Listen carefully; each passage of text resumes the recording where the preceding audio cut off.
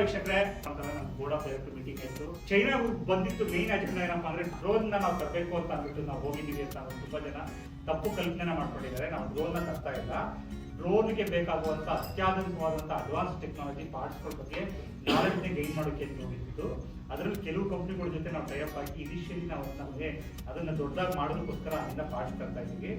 ನಮ್ಗೆ ಇವತ್ತು advance technology ಬೇಕಾಗಿರೋದ್ರಿಂದ ನಾವು ಅಲ್ಲಿ ಹೋಗಿದ್ದು. ನಿಮ್ಮೆಲ್ಲರಿಗೂ ಒಂದು ಗೋಲ್ಡನ್ ಆಪರ್ಚುನಿಟಿ ಏನಪ್ಪಾ ಅಂತಂದ್ರೆ ಡ್ರೋನ್ ಕೂಡ ನಾವು ಡ್ರೋನ್ ಓನರ್ಶಿಪ್ ಅಂತ ಕಾಲ್ ಮಾಡ್ತಾ ಇದ್ದೀವಿ. 899 rupees ಕೊಟ್ಟು ನೀವು ಡ್ರೋನ್ಸ್ ಓನರ್ ಆಗ್ಬೋದು. ಈಗ ರೈತರಿಗೆ ತುಂಬಾ ಅವಶ್ಯಕತೆ ಇರೋದ್ರಿಂದ 890 rupeesಗೆ ಒಂದು ಡ್ರೋನ್ ಓನರ್ಶಿಪ್ ಅಂತ ಹೇಳ್ತೀವಿ, ಒಂದು ಸ್ಪೇಸ್ ಅಂತ ಮಾಡ್ತಾ ಇದ್ದೀವಿ. ಒಂದು ಡ್ರೋನ್ ಖರೀದಿ ಮಾಡಬೇಕು ಅಂದ್ರೆ ನಮಗೆ 1250 ಸ್ಪೇಸಸ್ ಬೇಕು. ಈ ತರ ನಾವು ಟೋಟಲಿ 1000 ಡ್ರೋನ್ಸ್ ತರ್ತಾ ಇದ್ದೀವಿ. ಸೊ ಆಲ್ಮೋಸ್ಟ್ 5,63,173 ಟೋಟಲ್ ಓನರ್ಶಿಪ್ ಬೇಕಾಗಿದೆ ನಮಗೆ. ಯಾರ್ಯಾರು ಇಂಟ್ರೆಸ್ಟ್ ಇದ್ರು ಅವ್ರು ತಗೋಬಹುದು.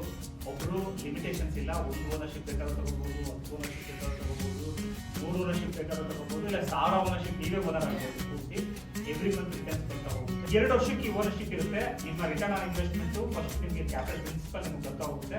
ಪ್ರಿನ್ಸಿಪಲ್ ಆದ್ಮೇಲೆ ನಿಮ್ಗೆ ಪ್ರಾಫಿಟ್ ಬರ್ತಾ ಹೋಗುತ್ತೆ. 1986 ಅಲ್ಲಿ ಟ್ರ್ಯಾಕ್ಟರ್ ಕ್ರಾಂತಿ ಆಯಿತು. 2025 ಡ್ರೋನ್ ಕ್ರಾಂತಿ ಆಗ್ತಿದೆ. ಆ ಡ್ರೋನ್ ಕ್ರಾಂತಿಗೆ ಬಿಸ್ನೆಸ್ ಮಾಡಿ ಹೇಳ್ತಾ ಇದ್ದೀನಿ.